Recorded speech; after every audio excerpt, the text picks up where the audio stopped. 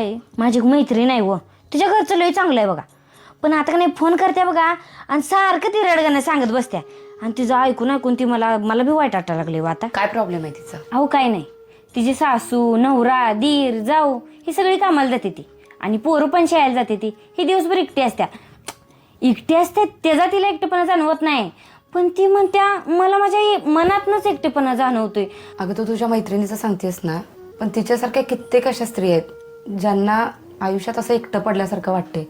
मग ती जॉब करणारी असू दे किंवा घर सांभाळणारी असू दे. म्हणजे आताच्या काळात जेवढ्या स्त्रिया घराच्या बाहेर पडलेत तेवढा अजूनही पुरुष घरात आलेला नाहीये. स्त्रियांचं बाहेरचं काम हे अजूनही घरातल्या जबाबदाऱ्यांचं रिप्लेसर ठरलेलं नाहीये. म्हणजे बाईनं बाहेर जाऊन कितीही कमवलं तरी घरचं कर्तव्य घरची कामं ही बाईनच करायची. हे अजूनही तसंच काही घरांमध्ये चालू आहे. मागचं आयुष्य बघितलं की अनेक स्त्रियांना त्यांच्याकडून घेतलं खूप गेलंय, पण त्याच्या बदल्यात त्यांना मिळालेलं काहीच नाहीये.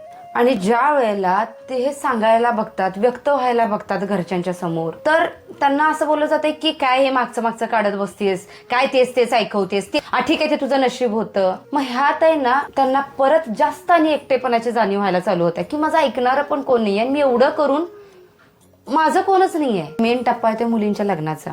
लग्नानंतर मुलीची जी मागची नाती असतात, मित्रमैत्रिणी असतात, सराउंडिंग असते, ते सगळं बदललं जाते. पुन्हा नव्यानं जाऊन तिथं नवीन ओळखी नवीन नाती सगळ्यात त्या ऍडजस्ट करायचा प्रयत्न करतात. आणि तिथं जर त्यांना ऍडजस्ट करून घेतलं नाही तिच्या सासरच्यांनी किंवा तिथल्या लोकांनी, तर पुन्हा एकटेपणा जाणवतोय.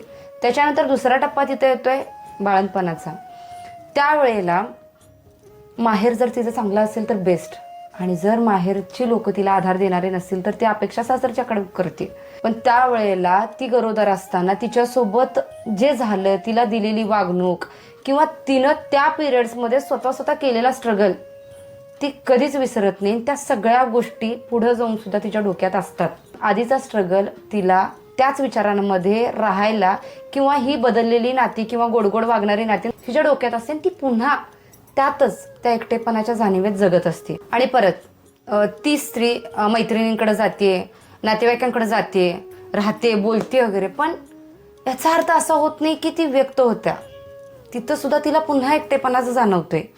कारण का तिच्या अर्थी किंवा तिला समजून घेणारं जे मिनिंगफुल कनेक्शन ती शोधत असताना ते तिला भेटत नाही.